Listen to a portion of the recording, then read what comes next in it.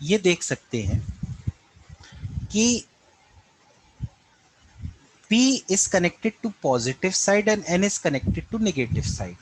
तो जैसा कि हमने लिखा है कि in ideal case diode acts as plain wire in forward biasing and as open circuit in reverse biasing, तो इस केस में फॉरवर्ड बायसिंग है। तो अगर ये डायोड आइडियल है ना, तो इट विल एक्ट एज अ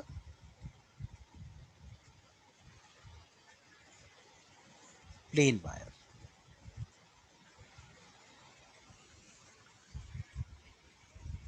तो diode will act as plain wire, तो इसका मतलब इसमें जो करंट होगा ना, अगर ये R है और ये E है और सपोज I करंट फ्लो कर रहा है, तो जो करंट होगा I, इट विल बी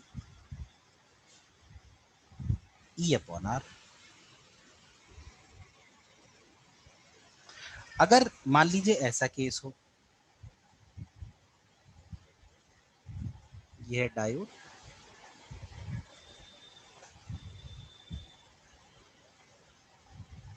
और ये देखिए, ठीक है। अब इस केस में आप ये देख सकते हैं कि P जो है डायोड का वो निगेटिव से जुड़ा है और N जो है वो पॉजिटिव से जुड़ा है। तो इस केस में डायोड एक ओपन सर्किट का काम करने लगी। देख रहे हो, ओपन सर्किट। अब चूंकि ओपन सर्किट है तो इसलिए क्या करंट फ्लो करेगा, बताइए? नहीं करेगा। तो इस केस में करंट कितना हो जाएगा, 0। क्लियर हुआ? ये दो केसेस क्लियर हुए, फॉरवर्ड बायसिंग और रिवर्स बायसिंग में डायोड का बिहेवियर कैसा होता है। एक क्वेश्चन करते हैं इस पे, है ना, थोड़ा सा और क्लियर होगा। ये देखो, एक बार पढ़ो जरा इस सवाल को, क्या लिखा है।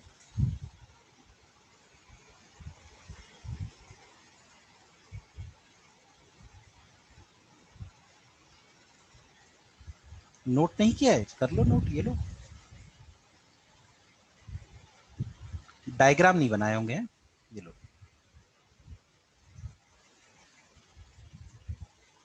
एक बार आप लोग इस सवाल को भी पढ़ लीजिए, फिर करते हैं आगे।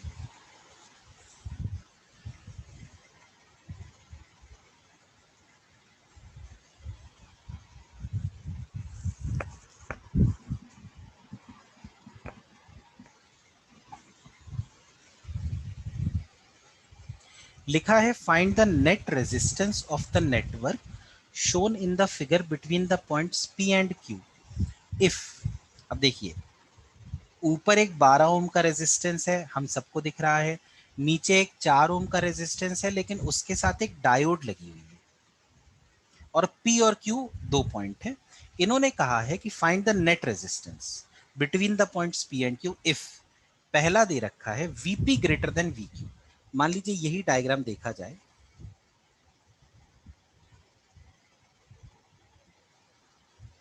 ये है Vp, ये है Vq। अब यहाँ पे इन्होंने लिखा है कि Vp बड़ा है Vq से, तो ये हाई पोटेंशियल, ये लो पोटेंशियल, ये है रेजिस्टेंस और ये है डायोड। ठीक है। तो अगर P टाइप को हाई पोटेंशियल से जोड़ा जाए और N टाइप को लो पोटेंशियल से जोड़ा जाए, तो ये डायोड फॉरवर्ड बायस होगी कि रिवर्स बायस होगी? फॉरवर्ड बायस होगी।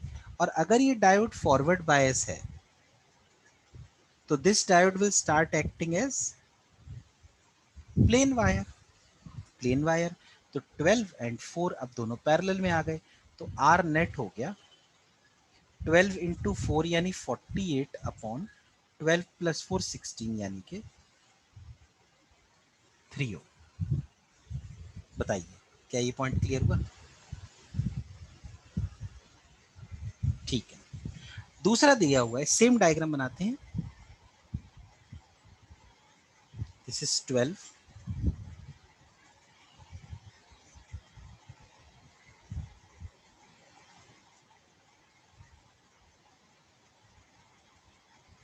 दिस इज 4, और ये डायोड है, और ये है Vp, ये है Vq।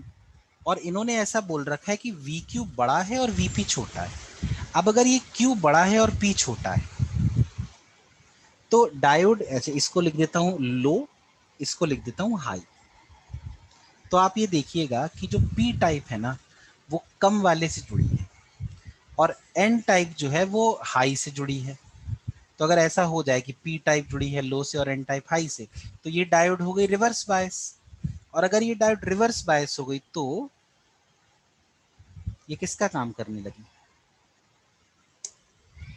ओपन सर्किट का, है ना। अब आप ये सोचिए, अगर ओपन सर्किट है तो 4 ओम में तो रजिस्टर करंट जा ही नहीं सकता ना। सिर्फ करंट हमेशा किस में जाएगा? 12 ओम से होते हुए निकल जाएगा। तो ये 4 को लगाने का कोई लॉजिक ही नहीं बनता। तो इस केस में जो आर नेट होगा वो हो जाएगा सिर्फ 12। कोई अगर डाउट हो इसमें तो बोलो।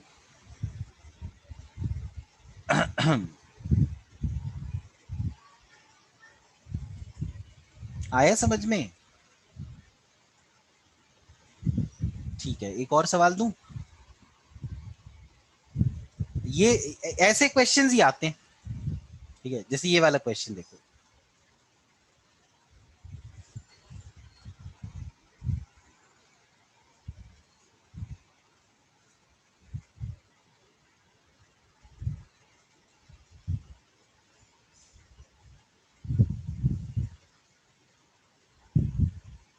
हम्म,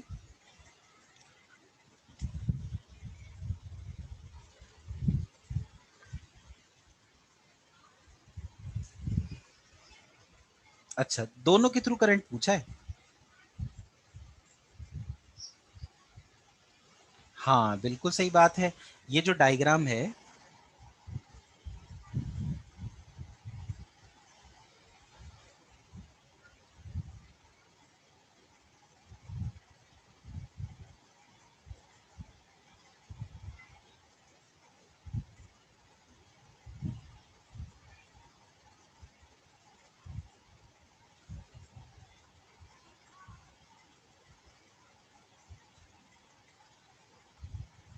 तो we can see that in this diagram the positive terminal is connected to P type for D1 and to N type for D2. So this D1 is forward biased and D2 is reverse biased. So it means that D1 will act as the plain wire and D2 will act as open circuit. तो ये ऐसा बन जाएगा 4 then 8 4 ohm 8 ohm and 12. So no current in 8 ohm and all the current will flow through 4 ohm. So the current will be 12 upon 4, 3 amperes. ठीक है।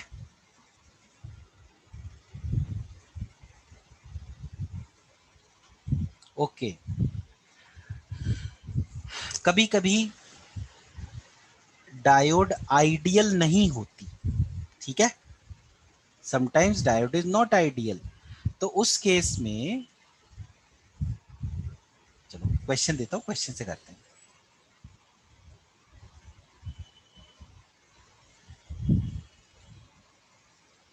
ये देखो, करो जरा ट्राई, पढ़ो एक बार सवाल को।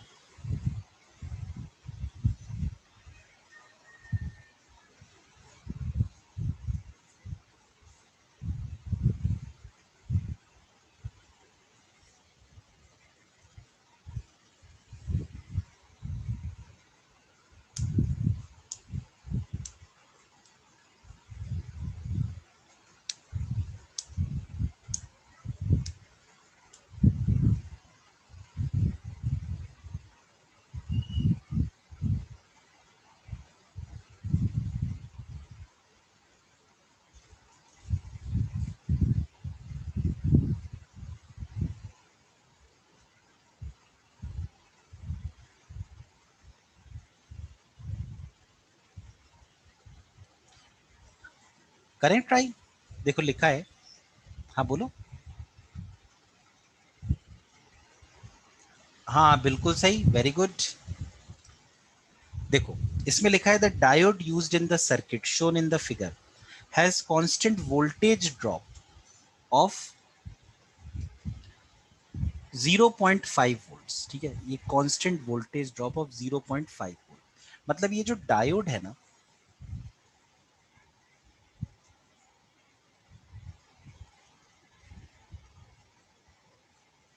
इस डायोड के अक्रॉस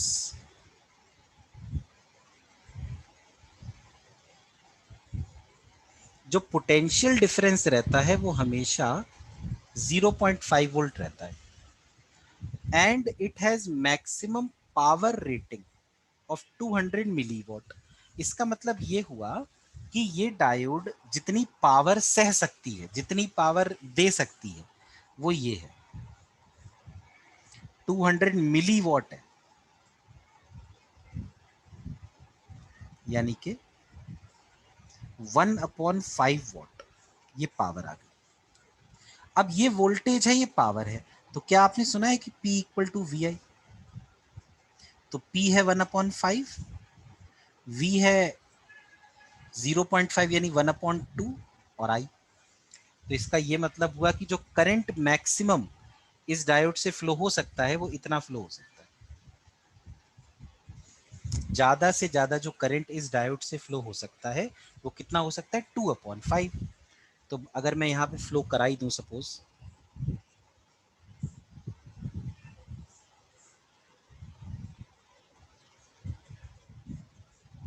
2/5 एम्पियर, तो एक चीज नोट करो, बैटरी है 2 वोल्ट की, 2 वोल्ट में से 0.5 वोल्ट पोटेंशियल डिफरेंस किसके अक्रॉस है? डायोड के अक्रॉस।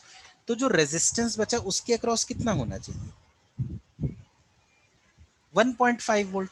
तो रेजिस्टेंस के लिए हम यूज कर सकते हैं V is equal to I R. V कितना है? 1.5 यानी 3/2 इज इक्वल टू I कितना है? 2/5 इंटू आर। तो R आ गया 15/4।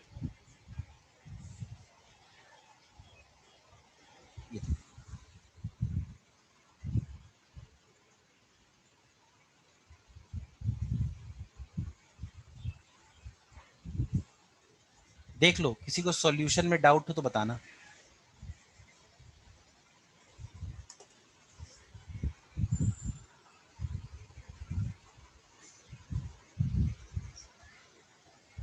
हाँ ये लो, पहले सवाल पढ़ लिया,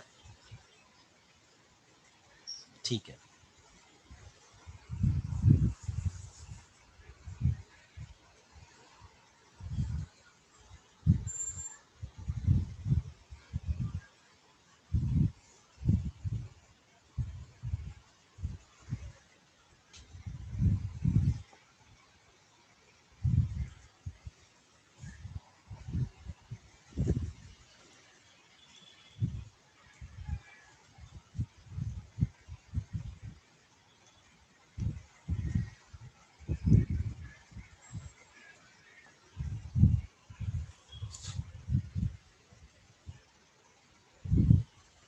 हो गया,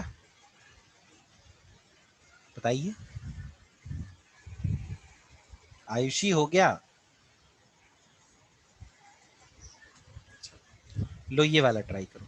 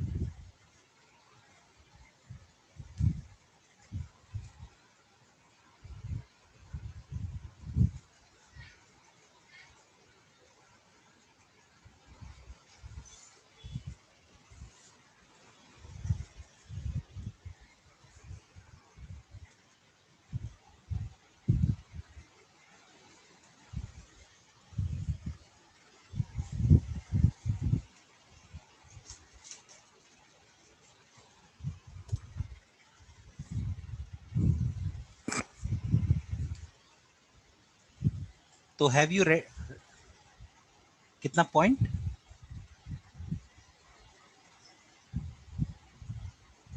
नहीं, इसमें दोनों एम्पियर्स का बताना है, दोनों एमीटर्स की रीडिंग बतानी है। अच्छा अच्छा, ठीक है ठीक है ठीक है। हाँ, अच्छा, एक में डायोड लगी, एक में कुछ नहीं लगा, ओके। तो जैसे हम लोग यहाँ पे ये देख सकते हैं to ammeters A1 and A2। अब इस डायग्राम को जैसे हम यहाँ बना दें,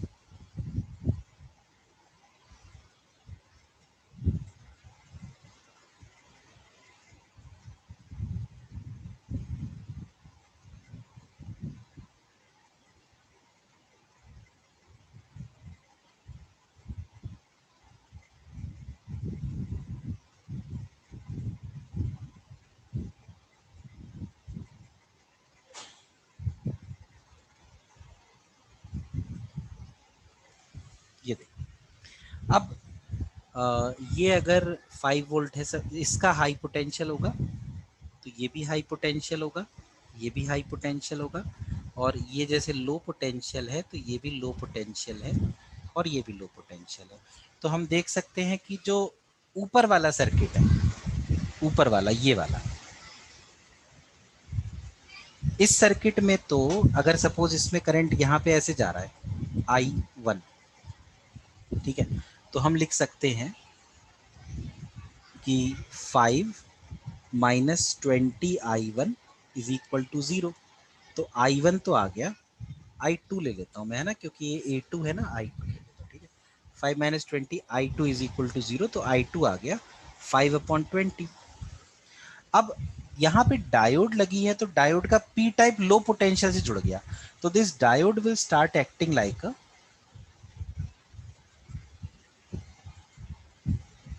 ओपन सर्किट। तो इसका मतलब इसमें कोई करंट जा नहीं सकता, तो इसलिए जो A2 है ना, A2 सॉरी A1 जो है, उसके लिए I1 0 आ जाए। क्लियर? मेरे ख्याल में कर ही लिया कई लोगों ने। तो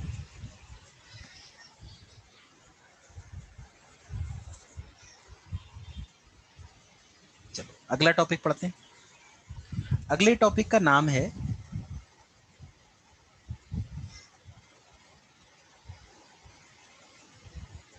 rectifier.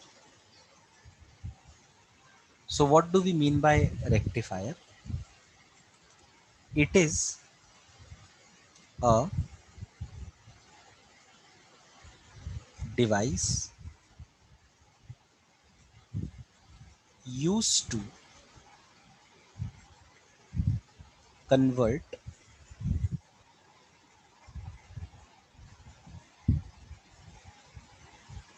alternating voltage to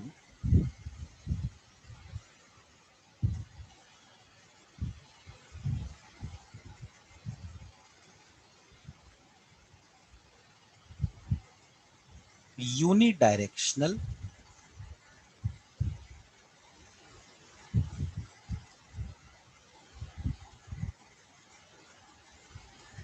pulsating voltage। ठीक है, this is one thing, unidirectional pulsating voltage, not DC, it is not DC, ठीक है, it is unidirectional pulsating voltage। ठीक है, अब एक चीज नोट करिएगा, ठीक है, there are two different types of rectifiers. One is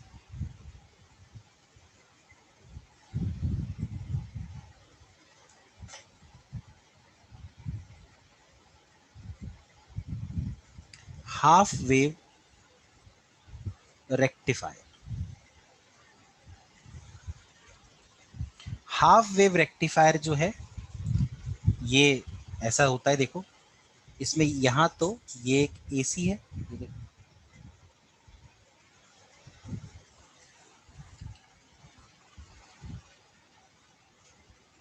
ये एक डायोड है, we can call it D.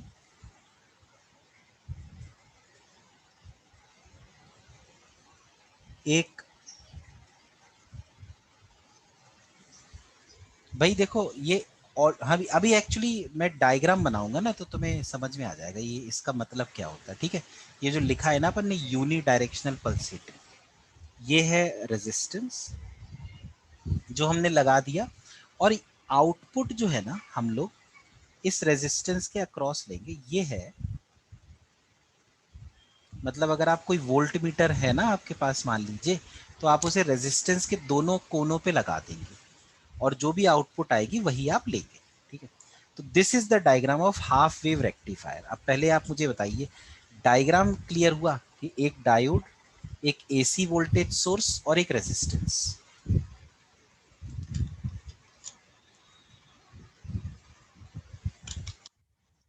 ठीक है, ठीक है। अब देखो ये जो एसी है, ये एसी ऐसा है, ठीक है, देखना है, this AC is like this,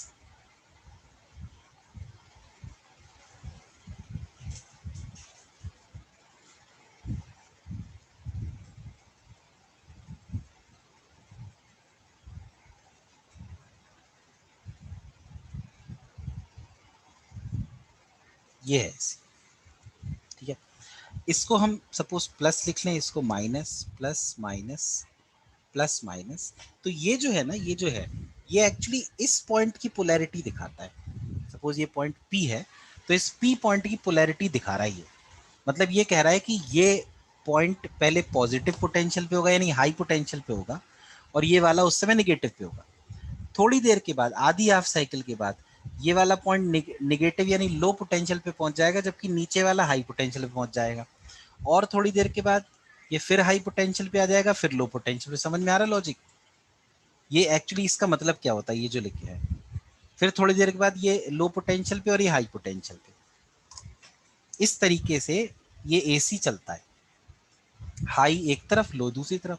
फिर अगले साइकिल में, अगली हाफ साइकिल के बाद, जिधर लो था उधर हाई, जिधर हाई था उधर लो। बोलो।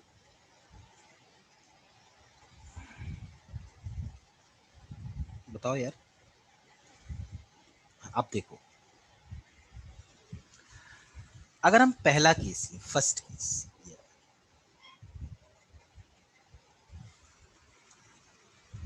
फॉर फर्स्ट हाफ साइकिल, ठीक है, लिख देता हूँ, ठीक है, this is half cycle.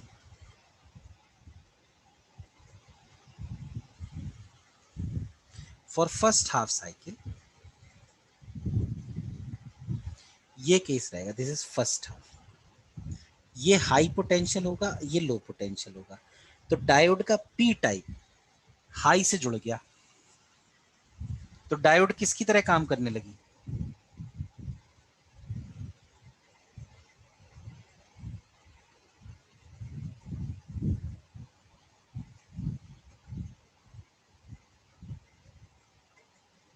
Plane wire. अब अगर डायोड प्लेन वायर की तरह काम करने लगी, तो यही डायग्राम ऐसा बन गया।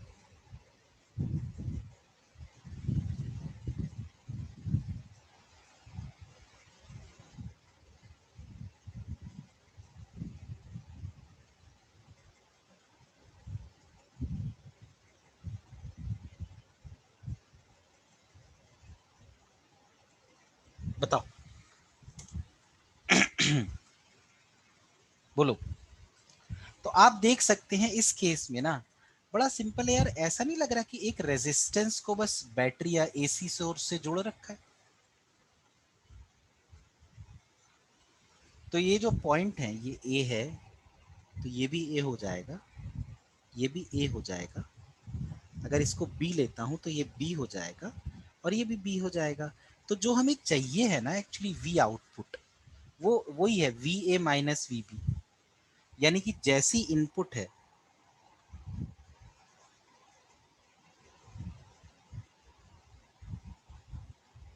जैसी इनपुट है बिल्कुल ही सेम आउटपुट है, क्योंकि डायोड हट गई, तो बिल्कुल ये सेम।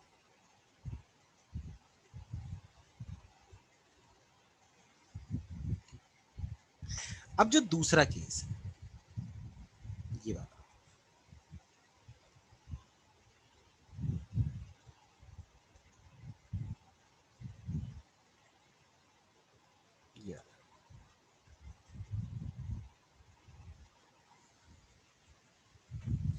इस केस में सेकेंड हाफ साइकिल देखो, ये वाला केस चल रहा है।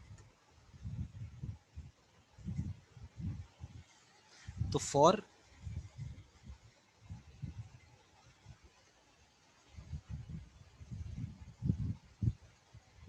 सेकेंड हाफ साइकिल, जो सेकेंड हाफ साइकिल है उसमें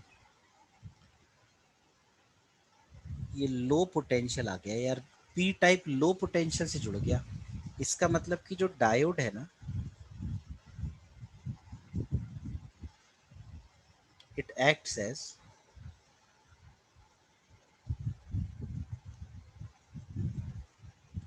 open circuit. Diode acts as open circuit, यानी पता डायग्राम कैसा बन गया, ये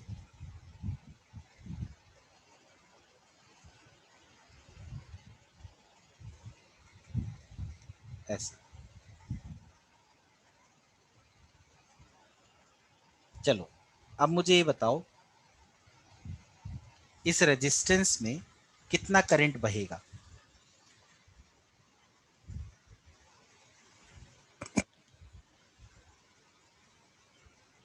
जीरो, बिल्कुल सही बात है, करंट फ्लो ही नहीं होगा क्योंकि सर्किट ही टूटा हुआ है।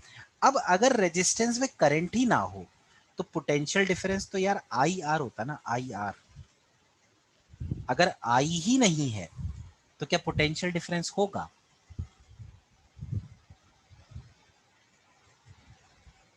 देखो सेकेंड हाफ के लिए पोटेंशियल डिफरेंस जीरो आ गया। फिर फर्स्ट हाफ में यही, मतलब थर्ड वाला में बिल्कुल फर्स्ट के जैसा प्लेन वायर।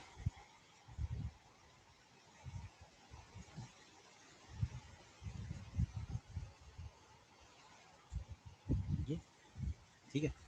उसके बाद फिर फोर्थ यानी सेकेंड हाफ, फिर ऐसा। समझ पा रहे हो क्या हो रहा है यहाँ पे? आधी साइकिल रख रहा है, आधी साइकिल हटा रहा है। आप मुझे बताइए, क्या ये करंट कांस्टेंट करंट है क्या? क्या ये वोल्टेज कांस्टेंट है क्या? या फिर ऐसा हो रहा है कि पहले बढ़ रही है फिर कम हो रही है, फिर कुछ देर के लिए जीरो है, फिर बढ़ रही है, फिर कम हो रही है, फिर कुछ देर के लिए जीरो है? कांस्टेंट है या वेरिएबल है?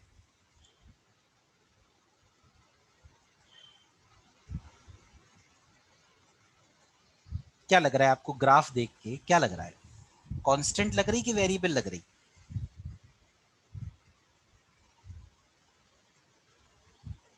वेरिएबल मतलब जो चेंज होता हो, कांस्टेंट मतलब जो हमेशा सेम वैल्यू पे रहता हो। तो क्या लगता है आपको, कांस्टेंट है, वेरिएबल है ना? इसका मतलब it is not DC. DC voltage नहीं है, डीसी वोल्टेज होती कांस्टेंट वोल्टेज। तभी मैंने क्या लिखा, यूनी डायरेक्शनल, मतलब एक ही डायरेक्शन में, निगेटिव नहीं हुई। पल्सेटिंग मतलब पल्स के फॉर्म में जो वेव आए, ठीक है। तो ऑल्टरनेटिंग वोल्टेज को यूनी डायरेक्शनल पल्सेटिंग वोल्टेज, एक ही डायरेक्शन में फ्लो होने वाली वोल्टेज, इसमें कन्वर्ट करने के लिए हम लोग रेक्टिफायर का यूज करते हैं। बताओ, इतना क्लियर हुआ या नहीं हुआ?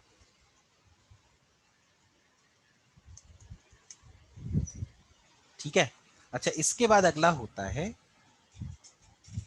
जो रेक्टिफायर होता है। अच्छा हाँ, इसके लिए मैं आपको ये बता दूं, ऑल्दो ये मैंने आपको एसी में बताया था, लेकिन चलो इसमें एक दो पॉइंट, इसकी जो एफिशिएंसी होती है ना, वो याद रख लेना चाहो तो।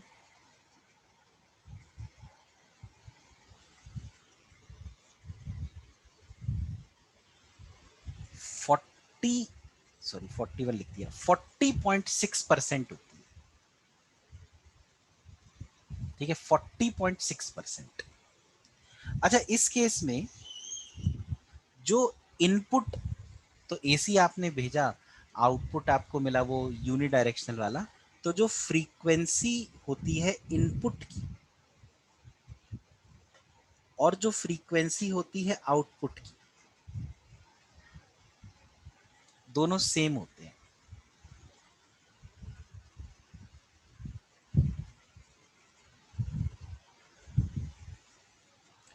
इस केस में एक चीज होती है फॉर्म फैक्टर। अच्छा, एसी से जो आउटपुट निकलती है उसकी एवरेज वैल्यू होती है आई नॉट अपॉन पाई।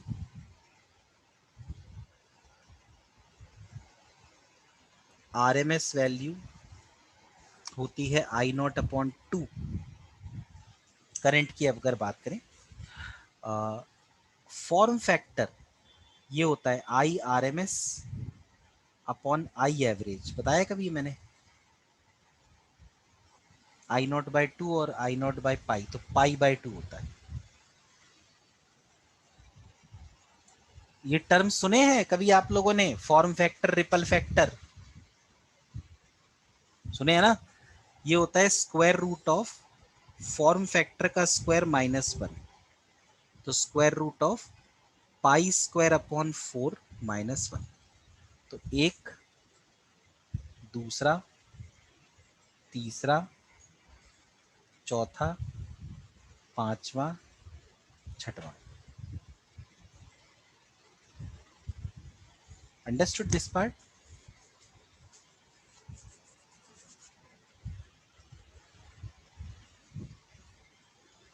ठीक है।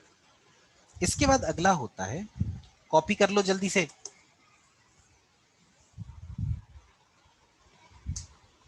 ये सब मैं पहले लिखवा चुका हूं। फॉर्म फैक्टर क्या होता है, आरएमएस वैल्यू, एवरेज वैल्यू, सारी चीजें एसी में लिखवाई है।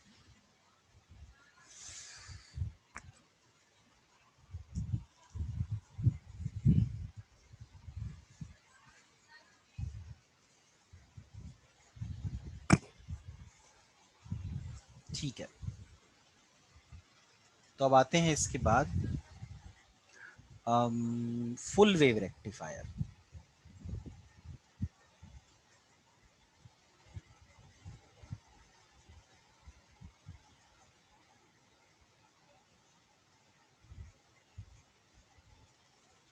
देखो, फुल वेव रेक्टिफायर जो होता है ना, उसमें दो डायोड होते हैं। ठीक है, ऐसा होता है। देखो, सपोज ये एसी है। असल में क्या होता है, हाफ वेव रेक्टिफायर की एफिशिएंसी बहुत कम है, 40% है। मतलब सोचो कि इतनी जो अपन पावर दे रहे हैं उसमें से 60% पावर तो वेस्ट ही हो रही है ना। तो देखो, ये बना दिया मैंने।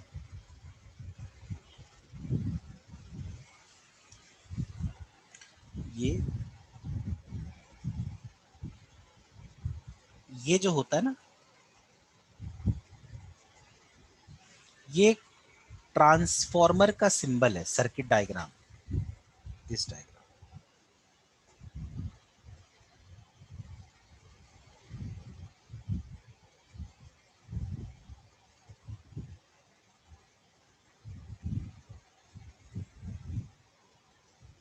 ये जो डायग्राम है ना, this diagram is of a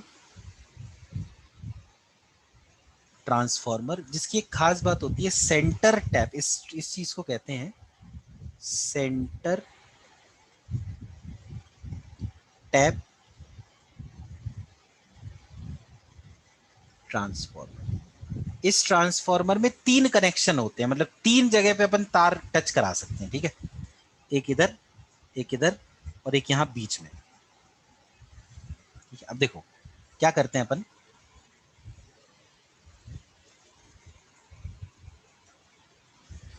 इधर से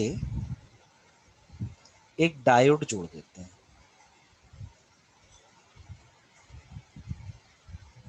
इस डायोड को मैं D1 कह देता हूं। ठीक है, इधर से एक और डायोड जोड़ देते हैं, इसको D2 कह देता हूं। ठीक है, और ये दोनों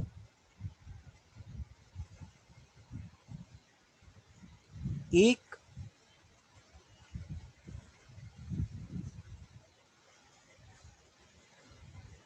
रेजिस्टेंस से जुड़े होते हैं।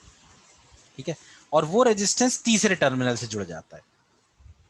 ये अपना पूरे फुल वेव रेक्टिफायर का डायग्राम। इसमें एसी आ रहा है, एसी ये है।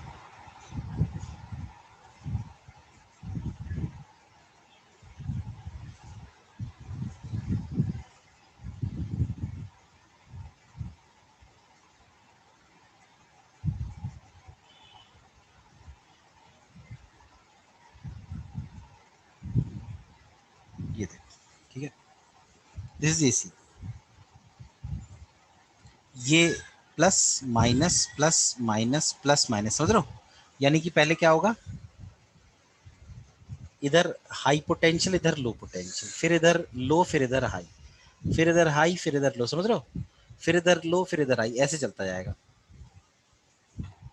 अब मैं लिखता हूं क्या लिखता हूं, case one,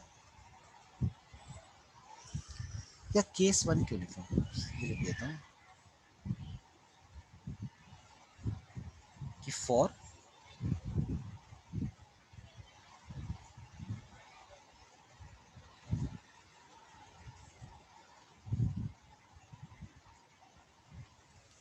first half cycle, पहली हाफ साइकिल के लिए क्या होगा? पहली हाफ साइकिल में ये वाला केस होगा,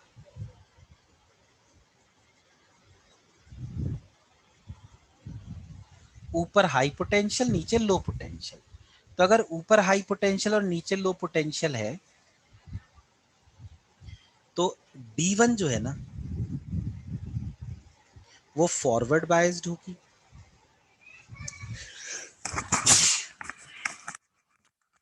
और D2 जो है वो रिवर्स बायस्ड होगी। होगा ऐसा, बताइए? अगर ऊपर हाई और नीचे लो हो, तो ऊपर वाली डायोड फॉरवर्ड बायस, नीचे वाली रिवर्स बायस।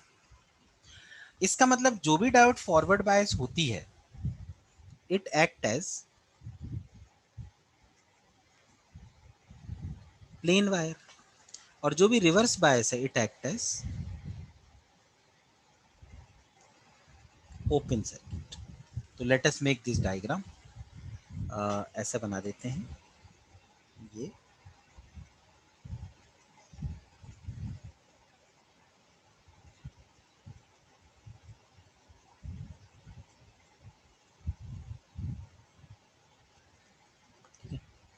देखो ये D1 फॉरवर्ड बायस, यानी ऐसे, और ये रिवर्स बायस, कनेक्शन ही टूट गया।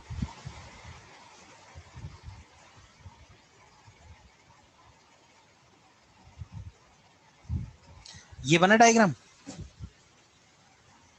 अच्छा, ये था हाई पोटेंशियल और ये था लो पोटेंशियल। अब आप मुझे बताइए, अगर हाई पोटेंशियल इधर है तो यहां से करंट चलेगा, ऐसे जाएगा, ऐसे जाएगा, बताओ? और इसके अक्रॉस में अगर आउटपुट लूंगा,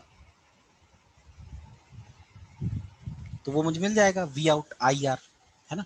तो जो आउटपुट होगा ना, वो ऐसा हो जाएगा इस केस में। इनपुट यहाँ पे बना देता हूँ ग्रीन से,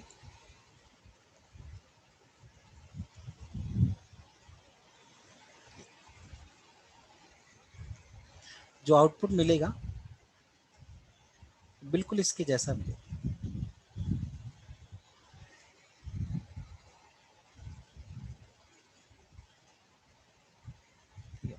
अब अगली जो हाफ साइकिल है, सेकेंड हाफ साइकिल, अगर हम बात करें फॉर सेकेंड हाफ साइकिल,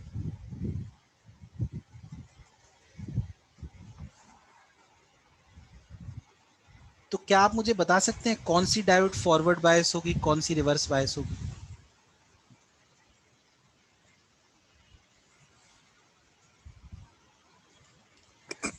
क्योंकि हाँ, ऊपर लो है तो D1 रिवर्स बायस हो गई, नीचे हाई है तो D2 फॉरवर्ड बायस हो गई।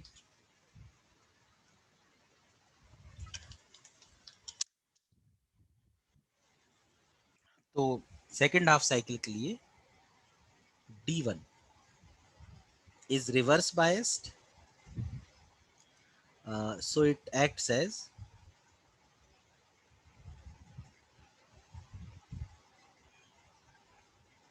open circuit, and D2 is forward biased, so it acts as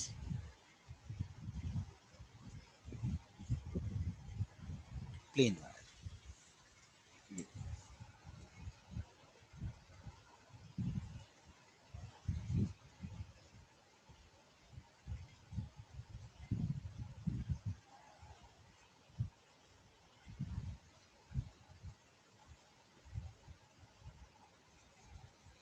तो D2 प्लेन वायर बन गया, ये हो गया ओपन सर्किट।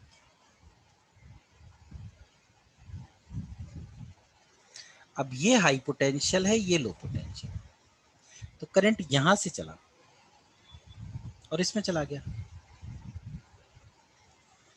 अब एक, और ये वी आउटपुट।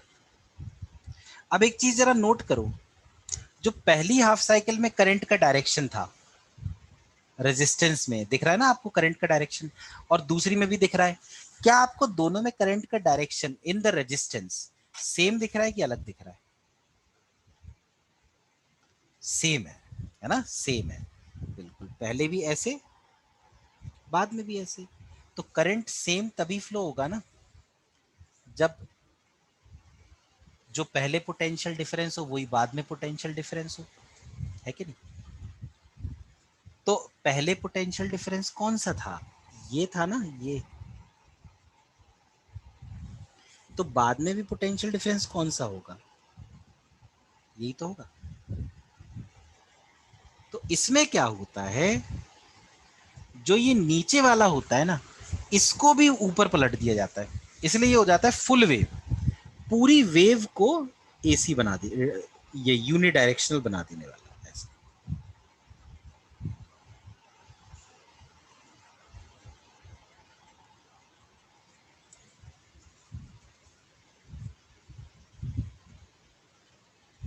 अच्छा, इस केस में क्या होता है, इसकी जो एफिशिएंसी होती है ना, वो होती है 81.2%, डबल हो जाती है। और इसमें जो एवरेज वैल्यू होती है, it is the same as the normal AC, 20 नहीं, 2I0/पाई। जो आरएमएस वैल्यू होती है वो भी I0/√2। जो फॉर्म फैक्टर है वो है आई RMS/I एवरेज ना, तो पाई/, और जो रिपल फैक्टर है वो है अंडर रूट फॉर्म फैक्टर का स्क्वायर -1, यानी पाई² 8 - 1।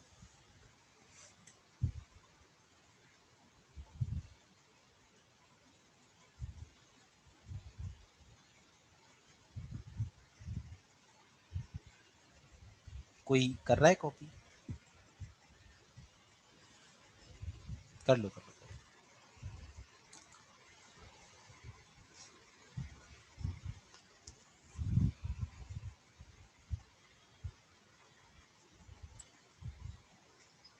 ठीक है,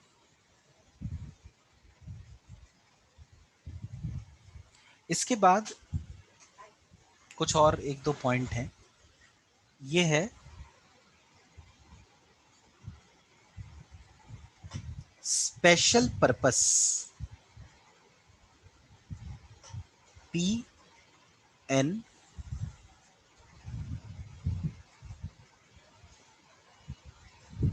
जंक्शन डायोड्स।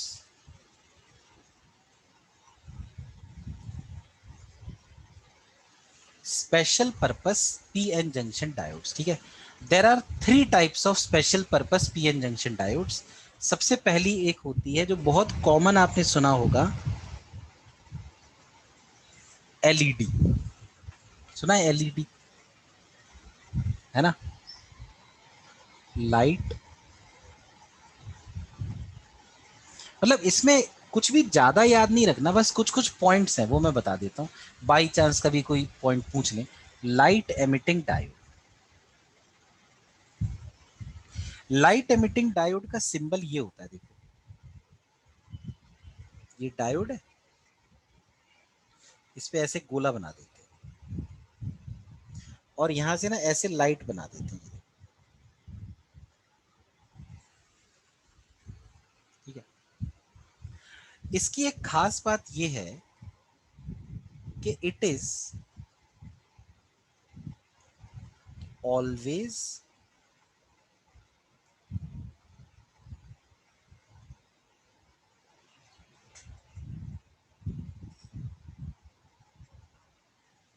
फॉरवर्ड बायस्ड, ठीक है, it is always forward biased.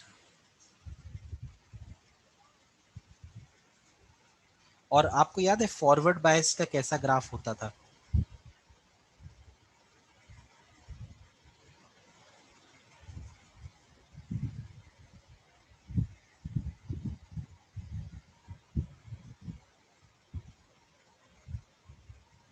Forward biasing का ग्राफ ऐसा होता था,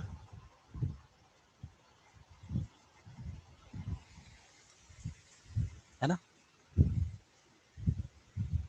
हाँ ठीक है। तो कई बार पूछ सकते हैं कि जैसे 4 ग्राफ दे देंगे, कहेंगे इनमें से बताइए कौन सा ग्राफ एलईडी का होगा। अच्छा, एलईडी की एक और खास बात है, जैसे नॉर्मल जो डायोड है, जो सेमीकंडक्टर है, वो क्या क्या है? या तो सिलिकॉन है या जर्मेनियम है, यही तो है ना? लेकिन एलईडी इनसे नहीं बनती, क्योंकि एलईडी को लाइट एमिट करनी है। अब जो लाइट एमिट हो वो अगर विजिबल रीजन में लाई करेगी तभी तो हम उसको देख पाएंगे, या नहीं? बोलो राधा। होगा, अगर विजिबल रीजन में लाई करेगी तभी देख पाओगी ना लाइट। तो जो सिलिकॉन और जर्मेनियम से लाइट एमिट होती है ना, वो इंफ्रारेड रीजन में लाई करती है। इसीलिए एलईडी खास मटेरियल्स को मिला के बनाई जाती है। एक कंपाउंड होता है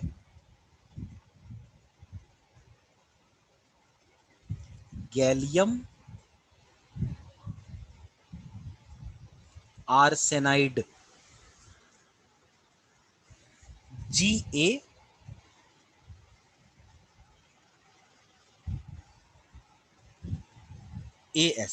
ठीक है, गैलियम आर्सेनाइड। एक और मटेरियल होता है जिसका नाम होता है इंडियम फॉस्फाइड, InPH।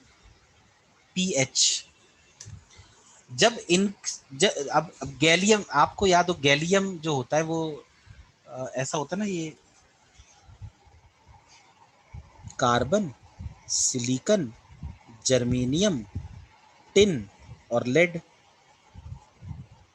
कार्बन के इधर होता है बोरोन, नाइट्रोजन नहीं, बोरोन के बाद क्या होता है? एल्यूमिनियम, गैलियम, इंडियम और थैलियम, ठीक है ना? ये TH जो भी होता हो। अच्छा, यहाँ पे है नाइट्रोजन, फॉस्फोरस और आर्सेनिक, एंटीमनी और बिस्मथ, ठीक है, यही है ना? अब एक चीज देखो, जर्मी सिलिकॉन एक सेमीकंडक्टर है। उनने क्या किया, गैलियम को और आर्सेनिक को मिला दिया, तो एक मेटल और एक नॉन मेटल को मिला दिया, तो ये सेमीकंडक्टर बना दिया। ऐसे देखो, इंडियम और ये फॉस्फोरस, इनको मिला दिया, पीएच लिख दिया मैंने ना, ठीक है, इनको मिला दिया।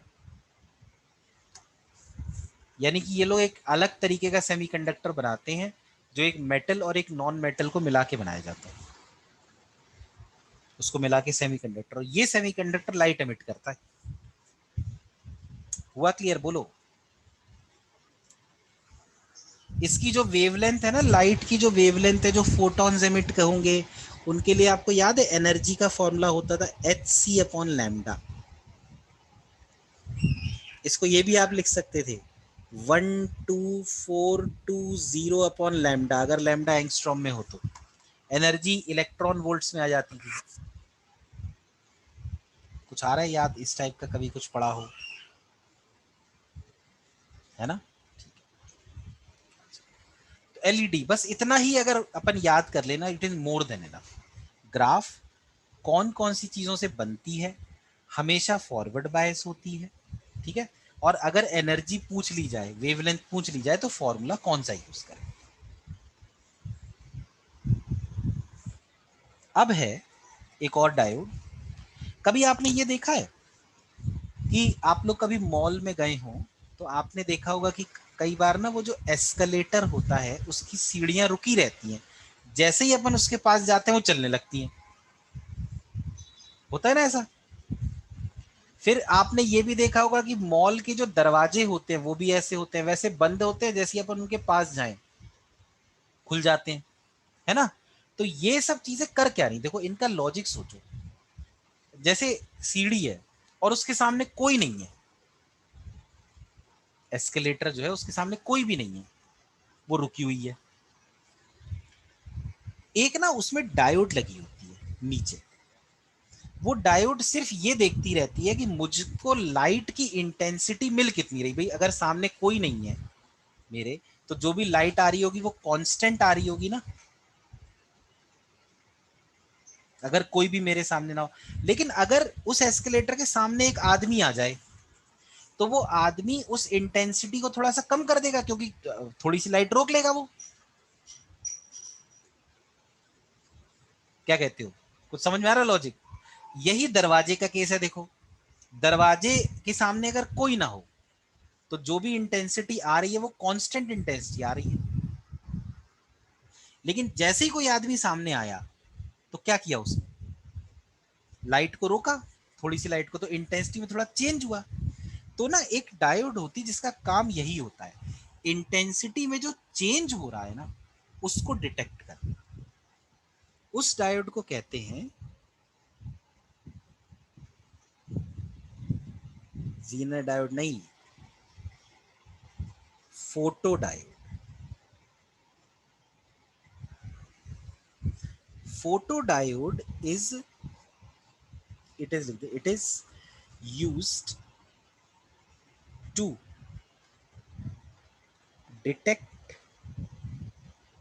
वैसे कई लोग ये कहते हैं कि it is use to detect optical signals, पर ये लिखने का मतलब यही है, that is change in the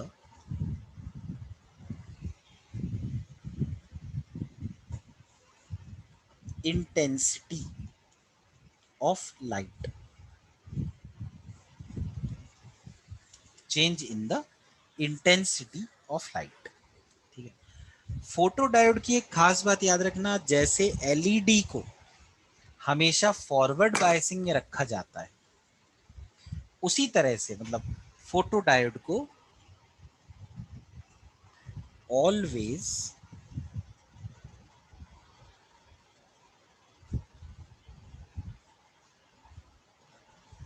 reverse biased, हमेशा रिवर्स बायसिंग में रखा जाता है।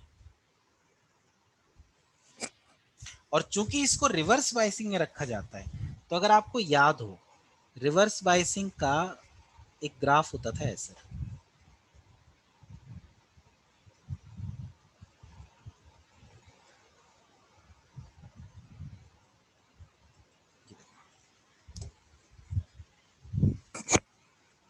याद है वो रिवर्स बायसिंग में बहुत कम करंट होता था।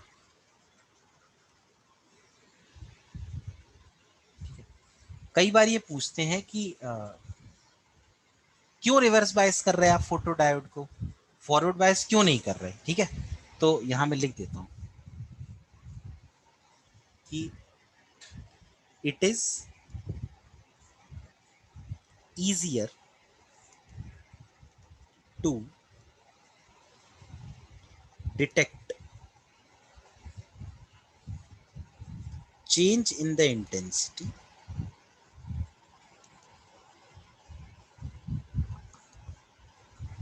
during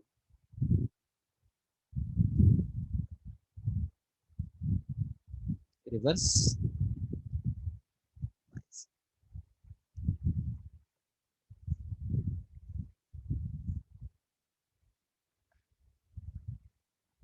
लिख लें आप इसको पहले।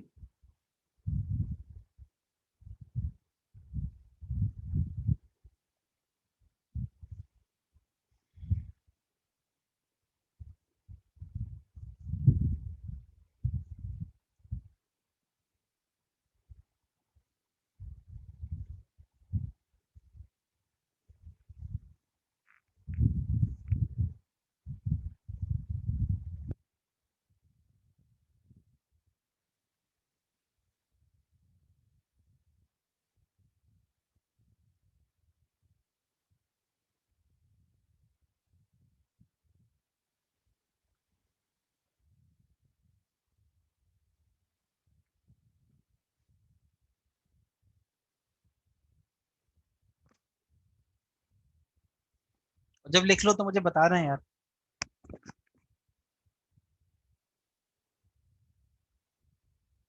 ठीक है।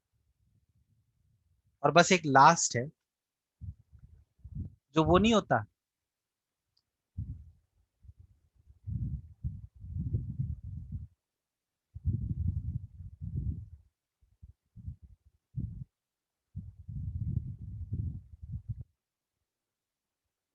Solar cell. ये वही है जो सोलर एनर्जी वाला होता है, सोलर सेल। ये अपन घर के ऊपर ऐसे लगा देते हैं ना वो, जैसे सोलर कुकर भी आता है ना, कई चीजें ऐसी आती है ना सोलर वाली। उसका लॉजिक क्या है, उसमें सिर्फ एक डायोड लगी होती है और कुछ नहीं होता। जैसे सोलर, आपने कभी शायद टीवी में देखा हो, कहीं देखा हो ऐसे सोलर पैनल, वो नहीं होते बहुत सारे लगे होते। कभी कभी देखा है ऐसे टीवी में, कभी फोटो देखी है? अच्छा, रियल में ही देखे हैं। तो उसमें उसमें पता क्या होता है, कुछ नहीं होता। सिर्फ इस तरह से सेमीकंडक्टर की जो डायोड्स है ना, वो लगी होती है बस, और कुछ नहीं। क्योंकि इस डायोड की खास बात यह है कि इस डायोड के अंदर एक डिप्लीशन रीजन होता है, जिसमें आपको याद हो बहुत सारे, मतलब नहीं, चार्ज कैरियर तो होते ही नहीं, सिर्फ वो होते हैं कोवेलेंट बॉन्ड्स, सिलिकॉन और सिलिकॉन वाले। तो ना, और ये रेजिस्टेंस मान लेते हैं। अच्छा, इसके साथ कोई बैटरी भी नहीं लगाते, बस इनको लगा देते। जब इस पे लाइट गिरती है ना, तो इसके डिप्लीशन रीजन के जो वो है, क्या कहते हैं, बॉन्ड, वो टूटना शुरू हो जाते हैं। और उस बॉन्ड के टूटने से करंट फ्लो होना शुरू हो जाता है। जैसे एक चीज मैं आपको बताऊं, यहाँ पे ये सपोज पी है, ये एन है, तो एक इलेक्ट्रिक फील्ड डिप्लीशन रीजन में ऐसी है। अब एक बॉन्ड टूटा तो एक इलेक्ट्रॉन मिला, एक होल मिला। इलेक्ट्रॉन इस तरफ चला गया, होल इस तरफ चला गया। ठीक। तो इलेक्ट्रॉन ऐसे चाहते हुए, देखो ये इलेक्ट्रॉन ऐसे जा रहा है, और यहां से जाके ना ये दोबारा इस होल से कंबाइन कर जाता है। मतलब वो जो पहले बॉन्ड टूटा था वो फिर से जुड़ जाता है। लेकिन फिर लाइट गिरती है, फिर बॉन्ड टूट जाता है, फिर वो इलेक्ट्रॉन और होल होते हैं। तो इसलिए ना डायोड बिल्कुल सही रहती, कुछ नहीं होता। बस बॉन्ड टूटा फिर जुड़ गया, फिर टूटा फिर जुड़ गया, बस उस चक्कर में इस रेजिस्टेंस में करंट फ्लो होने लगता, ऐसे। क्योंकि इलेक्ट्रॉन्स के अपोजिट होगा ना करंट।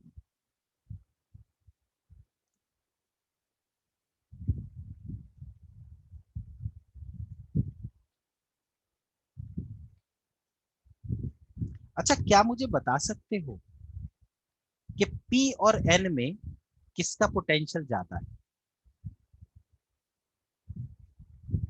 एन का ना। यानी अगर मैं ये जो पी और एन है, इसके लिए एक बैटरी लगाऊं, एक बड़ी अजीब सी चीज देखना, अगर एक बैटरी लगाऊं ऐसे, तो उसका पॉजिटिव पी की तरफ करूंगा और निगेटिव, नहीं सॉरी, पॉजिटिव एन की तरफ करूंगा और निगेटिव पी की तरफ करूंगा, करूंगा कि नहीं? क्योंकि वो अ, उसका पोटेंशियल ज्यादा है, इसका कम है कि नहीं, बोलो। है ना? पर आप देखिए, जो पॉजिटिव है, करंट उसके अंदर जा रहा कि नहीं, और निगेटिव के बाहर जा रहा। तो इसमें जो करंट है ना, वो उल्टा बह रहा है।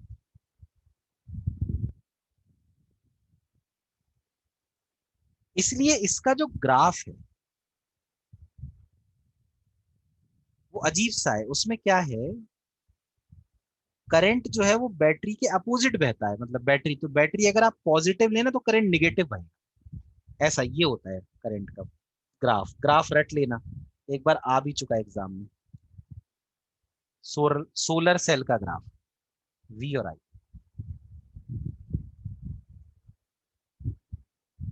इसमें ये ग्राफ है, इस ग्राफ में एक ये वाला पॉइंट है, एक ये वाला पॉइंट है। इस पॉइंट को कहते हैं वी ओ सी, इस पॉइंट को कहते हैं आई एस सी। यहाँ वी ओ सी का मतलब है ओपन सर्किट वोल्टेज, और आई एस सी का मतलब है शॉर्ट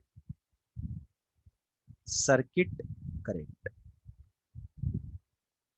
और याद रखना सोलर सेल के साथ बैटरी नहीं लगाई, तो सोलर सेल इज अनबायस्ड। अच्छा, आजकल आप लोगों की क्लास हटाई दी है क्या? मतलब कोई कोई ले रहा है अपने आप से क्लास या नहीं ले रहा? अच्छा अच्छा अच्छा। क्या हुआ, तुम लोग का जूलॉजी का रिवीजन चल रहा था?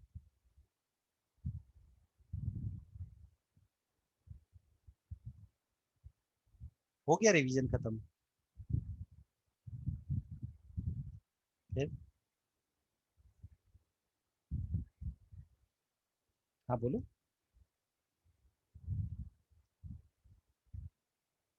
कल के मैंने नहीं भेजे क्या? लास्ट की 3 क्लास से भेजे ही नहीं है?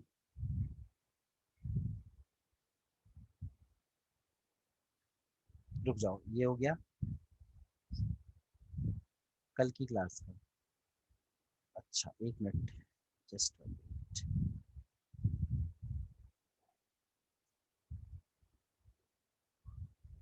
अच्छा, कल मैंने मुझे लगता है गलती से ना उसके भेज दिए थे ना, अ, ये मैग्नेटिज्म वाले। यही कोई कह रहा था ना मेरे से। ठीक है ठीक है ठीक है।